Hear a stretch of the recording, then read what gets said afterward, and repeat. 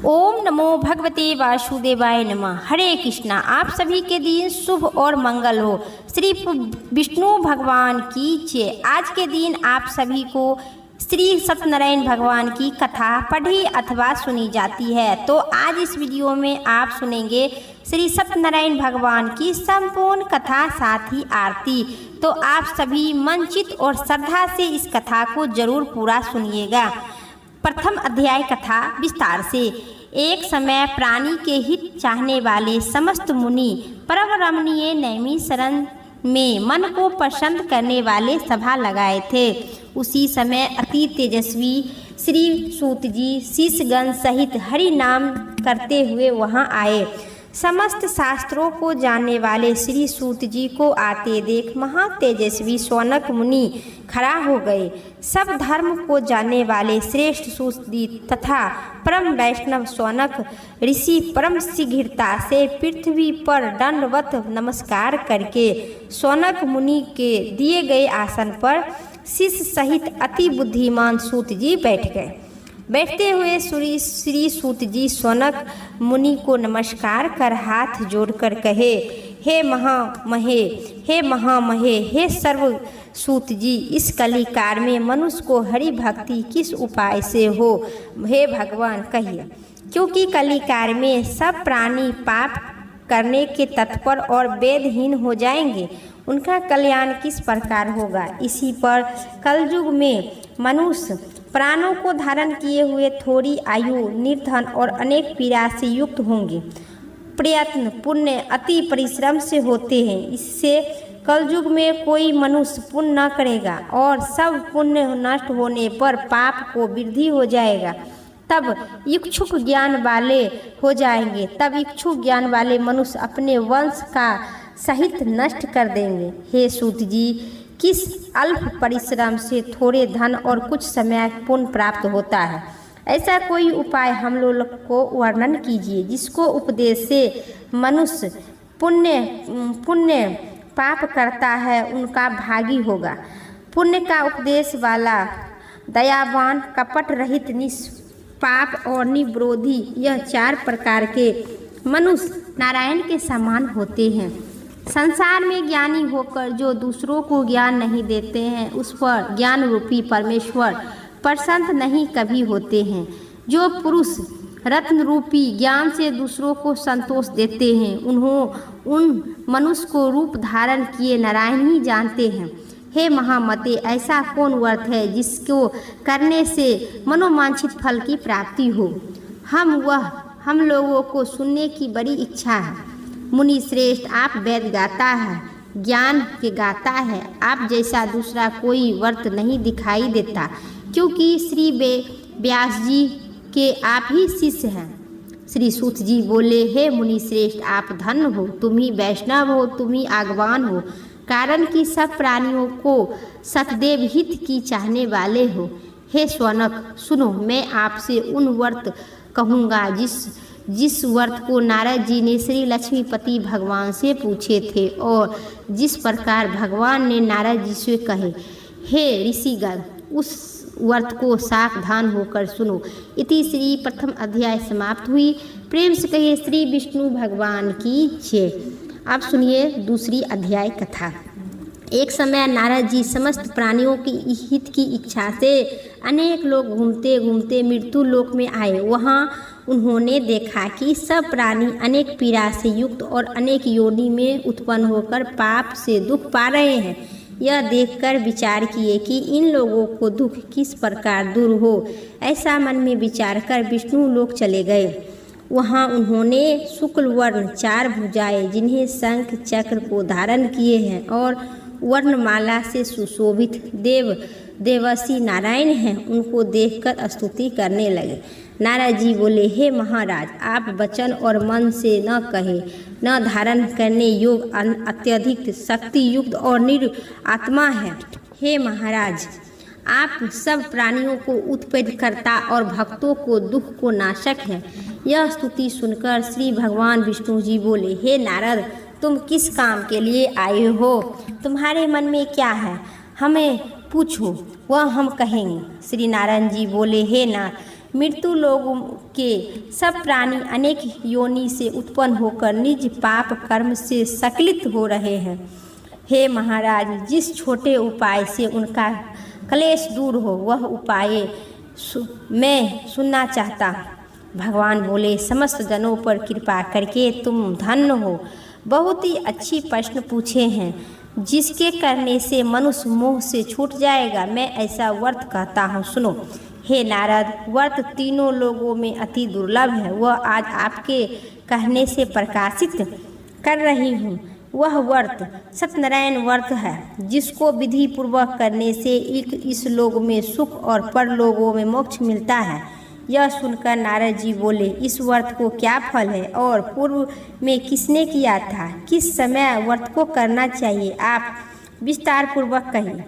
श्री भगवान ने कहे कि इसके करने से दुख शोक का नाश, धन धनाय की वृद्धि, संतान की प्राप्ति तथा सर्वश्रेष्ठ विजय की प्राप्ति होती है।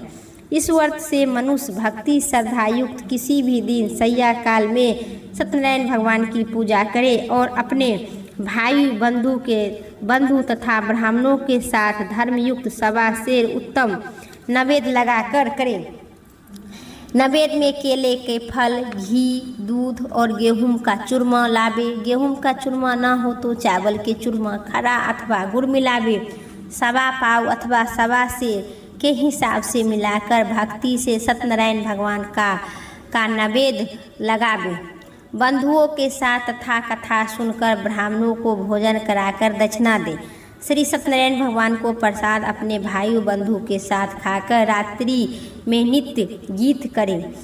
तदानंद इस सब प्रकार के सत्यनारायण भगवान का व्रत स्मरण करते हुए अपने अपने घर जावे। इसी प्रकार व्रत करने से मनोवांछित फल की प्राप्ति मिलता है। श्री विशेषकर कलिकाल एवं कलयुग में पृथ्वी पर इससे बढ़कर दूसरा कोई उपाय नहीं है। हे नारद, जिसने इस व्रत को पहले किया वह भी सुन लो। काशीपुरी में निर्धन सतानंद नाम का एक ब्राह्मण सुधा पिशाच से दुखित नित्य पृथ्वी पर भिक्षा मांगते घूमते थे। ब्राह्मण प्रेमी भगवान सत्यनारायण के दुखित ब्राह्मण को देखकर बूढ़े ब्राह्मण का रूप धारण कर अति आदर से पूछे, हे विप्तवर, किस कारण पृथ्वी पर आप नित्य घूमते हैं? यह हमारी सुनने की बड़ी इच्छा है। यदि आपकी इच्छा हो तो कृपा करके पुनः कहिए। वृद्ध ब्राह्मण बोले, हे द्विज श्रेष्ठ, मनोरथ के पुण्य को सिद्ध करने वाला उत्तम सत्यनारायण भगवान का व्रत है, जिसको करने से मनुष्य दुख से छूट जाते हैं। वृद्ध ब्राह्मण रूपी सत्यनारायण देव ने व्रत का विधान बताकर वहाँ से अंतर्ध्यान हो गए। सतानंद ब्राह्मण ने सतानंद मन में निश्चय किया कि मैं कल सत्यनारायण भगवान का व्रत करूँगा। जिसी चिंता में ब्राह्मण को रात भर नींद नहीं आई। उन्होंने सुबह उठकर यह निर्णय किया कि मैं आज सत्यनारायण भगवान का व्रत अवश्य करूँगी। वह संकल्प कर भिक्षा मांगने गए तो उनका सब दिनों से अधिक भिक्षा मिला। वह दिन से उन्होंने अपने भाई बंधु के साथ भगवान सत्यनारायण भगवान का व्रत किए। उसके प्रभाव से सब दुख से छूटकर सर्व संपत्ति से होकर युक्त होकर व्रत के प्रभाव से सतानंद नगर भर में श्रेष्ठ माना जाने लगे और तभी से यह व्रत ब्राह्मण हर महीना व्रत करने लगे। भगवान ने कहे, सतानंद द्वारा किया हुआ सत्यनारायण भगवान का पूजा है, जिसको जानकर जो मनुष्य व्रत करता है वह सब पापों से छूटकर मोक्ष के प्राप्त जाते हैं। इसी प्रकार पृथ्वी पर इस व्रत को जो मनुष्य करेंगे उनका दुख अवश्य नष्ट होगा। इति श्री बोलिए श्री सत्यनारायण भगवान की जय। अब सुनिए तीसरा अध्याय कथा विस्तार से। श्री सूत जी बोले, हे सौनक मुनि, विष्णु भगवान ने जिस तरह कहे थे वह तुमसे मैं कहता हूँ। दूसरी बात जो वह पूछो। सौनक जी बोले, हे सूत जी, उस ब्राह्मण के बाद इस व्रत को किसने किया वह सुनने की बड़ी इच्छा है। श्री सूत जी बोले, हे मुनियों, जिस व्रत को किया वह सुनो। एक समय वह निज धर्म अनुसार निज बंधुओं के साथ व्रत करने से उत्तत हुआ। उसी समय लकड़हारा वहाँ पर आए। भूख प्यास से पीड़ित कष्ट से भरे होकर बाहर आकर खड़ा हो गए। ब्राह्मण के घर में जाकर उन्होंने व्रत करते हुए वह ब्राह्मण को देखे और लकड़हारा ने नम्रता के साथ हाथ जोड़कर प्रणाम करके बोला, यह आप क्या कर रहे हैं? इसको करने से क्या फल होता है? यह विस्तार पूर्वक कहिए। ब्राह्मण बोले, मनोरथ को देने वाला, दुख और शोक को नाश करने वाला तथा सिद्ध को देने वाला यह सत्यनारायण भगवान का व्रत है, जिसको प्रसाद से यह धन धनय प्राप्त होता है। यह सुनकर लकड़हारा अति प्रसन्न हुए। प्रसाद को खाकर और जल पीकर वह भगवान सत्यनारायण को ध्यान करते हुए अपने नगर को चल गए। आज लकड़ी बेचने से जो द्रव्य प्राप्त होगा उसी से सत्यदेव का उत्तम व्रत अवश्य करूँगा। ऐसा मन में विचार करके उन्होंने लकड़ी को सिर पर रखा। जहाँ धनी लोग रहते हैं उसी नगर में गए। उस दिन से लकड़हारा दुगुना द्रव्य का प्राप्त हुआ। वह अत्यधिक प्रसन्न होकर केले के फल, शक्कर, दूध, घी, गेहूं का चूरमा सबको लवाकर घर में आकर अपने भाई बंधुओं को बुलाकर विधिवत सत्यनारायण भगवान का व्रत किए। उस व्रत के प्रभाव से लकड़हारा का धन पुत्र से युक्त हो गए। इस लोक में सुख पाकर अंत में स्वर्ग लोग गए। हे मुनिगण, और कथा सुनो, उनको सुनिए, प्रेम से कहिए। तीसरी श्री विष्णु भगवान की जय। अब सुनिए चौथा अध्याय कथा विस्तार से। श्री सूत जी बोले, राजाओं में श्रेष्ठ उल्का मुख नाम का एक जितेंद्र राजा था। वह सतदेव मंदिर जाया करता था। वह ब्राह्मणों को नित धन देकर संतुष्ट किया करता था। उनकी कमल से दृष्ट मुख वाली प्रमुख पत्नी थी। वह अपनी स्त्री के साथ भद्राशील नदी के तट पर श्री सत्य भगवान की पूजा करता था। उसी समय वहाँ एक बनिया आए। बनिया के लिए बहुत धनी से परिपूर्ण नाव के नदी के तीर पर लगाकर वहाँ पर उतर गए तट पर, और वहाँ पर उतरकर राजा को व्रत करता हुआ देखा। प्रणाम कर कर पूछने लगा। साधु बोला, हे राजन, आप यह क्या करते हैं? वह हमसे कहिए, भक्ति पूर्वक कहिए, सुनने की बड़ी ही इच्छा है। राजा बोले, हे साधु, यह अति तेजस्वी भगवान विष्णु का पूजन है, जो अपने भाइयों के साथ पुत्र प्राप्ति की इच्छा से किया जाता है। तब बनिया अपने घर आकर बोला, हे राजन, नमस्कार कर कहा, इस व्रत को मुझे कहिए। यह व्रत मैं भी करूँगा, कारण कि मेरी कोई संतान नहीं है। व्रत को अवश्य करूँगी। वह व्रत की विधि जानकर अपने घर में जाकर अपनी स्त्री से यह संतान पद का व्रत कहा, और वह संकल्प किया कि जब मेरे घर भी कोई संतान होगी तब मैं अवश्य सत्यनारायण भगवान का व्रत करूँगा। थोड़े ही समय में उनकी स्त्री लीलावती आनंद चित्त से गर्भवती हो गए। उन्होंने 10वें मास में निर्मल एक कन्या का उत्पन्न किया। जैसे शुक्ल पक्ष की चंद्रमा ज्योति बढ़ती है, उसी तरह प्रतिदिन कन्या वृद्धि को प्राप्त हुए। अपनी स्त्री के साथ साधु बनिया कन्या का जातक कर्म का कराकर और जातक कर्म के साथ नाम कालावती रखे। एक दिन लीलावती अपनी स्वामी से मधुर वचन में बोले कि पहले का संकल्प व्रत आप कब करेंगे, क्यों नहीं करते हैं? साधु बोला, हे प्रिय, इसके विवाह के समय इस व्रत को अवश्य करूँगा। इस प्रकार स्त्री को समझा बुझाकर वह बनिया बाहर चले गए। उधर कालावती पिता के घर निज बढ़ने लगी। एक दिन धर्म ज्ञान साधु बनिया ने सखियों के साथ खेलती हुई अपने पुत्री को विवाह का योग देखकर दूत को बुलाकर कहा, विवाह के निमित्त कन्या के लिए योग वर खोज कर ले आओ। साधु की आज्ञा पाकर दूत कंचन नगर में गए। उस नगर में एक बनिया पुत्र को देखकर साधु के पास आए। उन्होंने सुंदर गुणयुक्त लड़के को देखा। जाति भाई के साथ प्रसन्न चित्त से विधि पूर्वक अपनी कन्या का बनिया पुत्र के साथ विवाह कर दिए। भाग्यवश विवाह के समय भी उस व्रत को साधु भूल गए। तब सत्यनारायण देव क्रोधित हो गए। कुछ दिन बाद निज कर्म के अति चतुर साहूकार व्यापार की इच्छा से अपने दामाद को लेकर समुद्र के निकट रत्न सागर नाम का गांव में जाकर व्यापार करने लगे। उसी समय सत्यनारायण स्वामी ने साधु की प्रतीक्षा से भ्रष्ट देखकर उनको श्राप दिए कि तेरे ऊपर बड़ी भारी दुख पड़ेगा। उसी समय चारों तरफ से राजा के धन को चुराकर अपने पीछे देखते देखते साधु की चार दिशाओं से चले। दौड़ते दौड़ते राजा ने दूत को आता देख डर गए। धन को यहाँ रखकर आप छिप गए। राजा के दूत ने साधु को निकट आकर बोले, हे राजन, 2 चार लिए हैं, इनमें देखकर आज्ञा दीजिए। राजा साधु को देखकर अविचार से आज्ञा दिए। फिर तो उन्होंने खूब बांध कर बंदी सभी धन चुरा लिए और बनिया पुत्र को भी राजा के आज्ञा अनुसार दोनों को बंदी खाने में बंद कर दिया। प्रेम से कहिए इति श्री विष्णु भगवान की जय। 4था अध्याय कथा समाप्त हुई। अब सुनिए 5वां अध्याय कथा विस्तार से। श्री सूत जी बोले, सत्यदेवी की माया से चंद्रकेतु राजा ने उन दोनों बनिया को वचन को भी कुछ नहीं सुना और उनका धन सब चुरा लिया। श्री सत्यनारायण के श्राप से साधु और दामाद के घर पर स्त्री भी बड़ी दुखी हो गए। चारों चोरों ने घर का धन भी चुरा लिया। आदि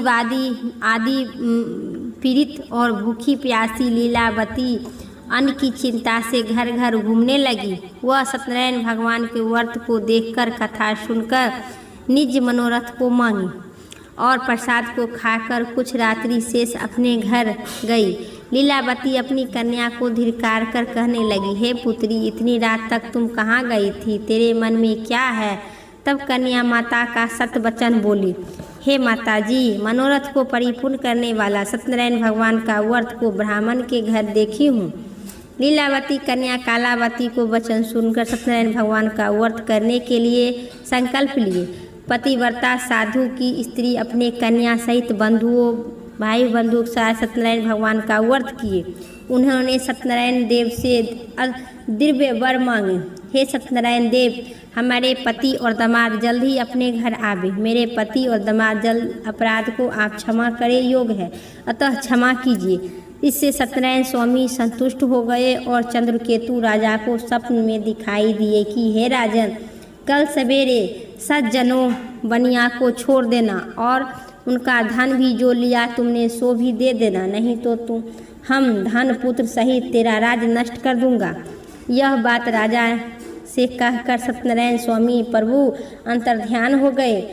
तब प्रातः काल के समय राजा निज जनों के साथ सभा में उपस्थित मंत्री जनों से यह अपना स्वप्न सुनाकर बंधे हुए बनिया को शीघ्र ही छोड़ने के आदेश दिए। यह सुनकर दूत लोग बनिया को बंदी खानों से छुड़ाकर राजा के निकट लाए और विनय युक्त वचन बोले, हे महाराज, हम दोनों बनिया को बंधन से छुड़ा लिए। आपकी कृपा से, आपकी आज्ञा से हम दोनों ने महाराज चंद्रकेतु को नमस्कार पूर्वक वृथा का स्मरण करते हुए चंद्रकेतु राजा तथा दामाद को कुछ भी नहीं कहे।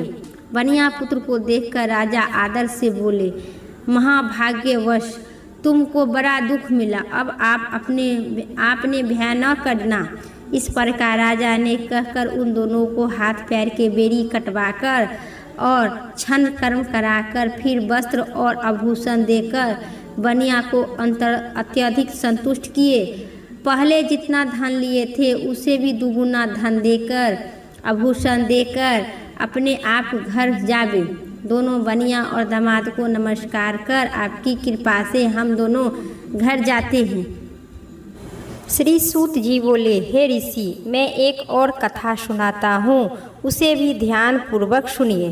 प्रजा पालन में लीन तुज ध्वज नाम का राजा राज करता था। उन्होंने भी भगवान का प्रसाद का त्याग कर बहुत ही दुख सहन किया।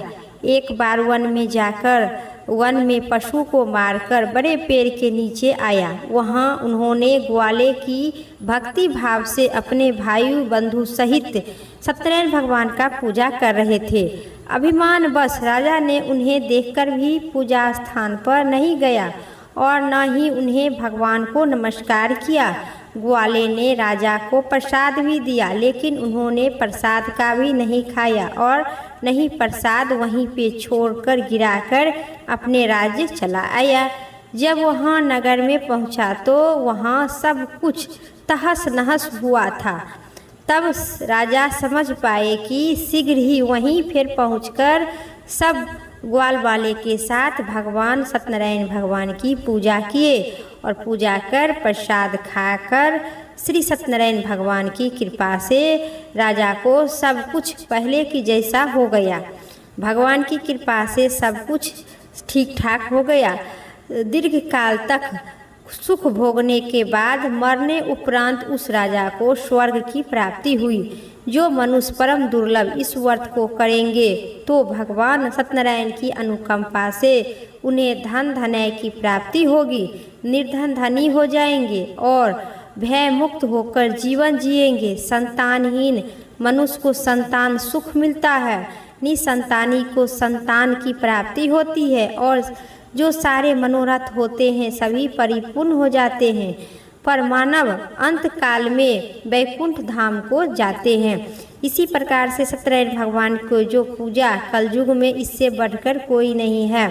अब सूत जी बोले, जिन्हें पहले इस व्रत को किए थे अब उनको दूसरा जन्म की कथा कहता हूँ, ध्यानपूर्वक सुनिए। वृद्ध सतानंद ब्राह्मण ने सुदामा का जन्म लेकर मोक्ष की प्राप्ति किए। लकड़ीहारा ने अगले जन्म में निषाद बनकर मोक्ष प्राप्त किया। उल्खा मुख का राजा ने दशरथ होकर वैकुंठ गए। साधु नाम के वैश्य ने मनोरथ मोर ध्वज बनकर अपने पुत्र को आड़े से चीरकर मोक्ष पाए। महाराज तुझ ध्वज ने स्वर शंभु होकर भगवान के भक्ति युक्त होकर कर्म में मोक्ष की प्राप्त हुआ। इसी प्रकार से सत्यनारायण भगवान की पूजा करने से मनुष्य की संपूर्ण मनोकामना इस कलयुग में पूर्ण होती है, अंत में स्वर्ग की प्राप्ति होती है। प्रेम से कहिए श्री सत्यनारायण भगवान की जय। आज की कथा इतना ही। उम्मीद करते हैं आपको कथा पसंद आई तो लाइक करना न भूलिएगा। अब सुनिए आरती विस्तार से। सत्यनारायण भगवान की आरती। ओम जय लक्ष्मी रमुना स्वामी, जय लक्ष्मी रमुना सत्यनारायण स्वामी, सत्यनारायण स्वामी जनिपात की हरिना। ओम जय जय लक्ष्मी रमुना स्वामी, जय लक्ष्मी रमुना रत्न चतिर सिंहासन अद्भुत छवि राजे। नारद करत निरंजनी, नारद करत निरंजनी घंटा ध्यावनी बाजे। ओम जय लक्ष्मी रमुना स्वामी, जय लक्ष्मी रमुना परगट भय कली कारण द्विज को दर्श दियो। बूढ़े ब्राह्मण बन कर कंचन महल कियो। ओम जय लक्ष्मी रमुना स्वामी, जय लक्ष्मी रमुना दुर्लभ भीर कठोर जिनि पर कृपा करी। चांद चोंडे की राजा तिनकी विपत्ति हरे। ओम जय जय लक्ष्मी रमुना स्वामी, जय लक्ष्मी रमुना वैशी मनोरथी पायो श्रद्धा तजिक दी हो। स्वामी श्रद्धा तज दी हो। सो फल प्रभु जी के भोग जो सो फल भोग प्रभु जी की फिर स्तुति की हो। ओम जय लक्ष्मी रमुना स्वामी, जय लक्ष्मी रमुना भाव भक्ति के कारण छिनि छिनि रूप धरो। श्रद्धा धारण किन्ना तिनको काज सरो। ओम जय लक्ष्मी रमुना स्वामी जय लक्ष्मी रमुना। ग्वाल बाल संग राजा वन में भक्ति करी।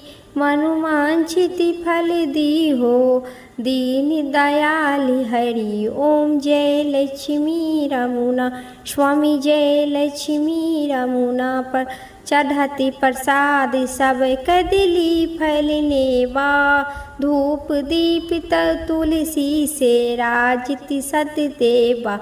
ओम जय लक्ष्मी रमुना स्वामी जय लक्ष्मी रमुना। श्री सत्यनारायण जी की आरती जो कोई न नरि गावे। भाव भक्ति तन मन सुख संपत्ति मनुवांछित फल पावे। ओम जय लक्ष्मी रमुना स्वामी जय लक्ष्मी रमुना। श्री सत्यनारायण भगवान की जय, विष्णु भगवान की जय। ये थी आज की कथा। उम्मीद करते हैं आप सभी को इस कथा पसंद आई, तो लाइक करना ना भूलिएगा। और आप सब कहाँ से देखते हैं कमेंट भी ज़रूर कीजिएगा। और आप सभी लाइक करना और पहला बार चैनल पर है तो सब्सक्राइब करना भूल जाते हैं, तो आप सभी सब्सक्राइब भी करना ना भूलिएगा। फिर अगली वीडियो लेके आते हैं, तब तक के लिए श्री सत्यनारायण भगवान की जय।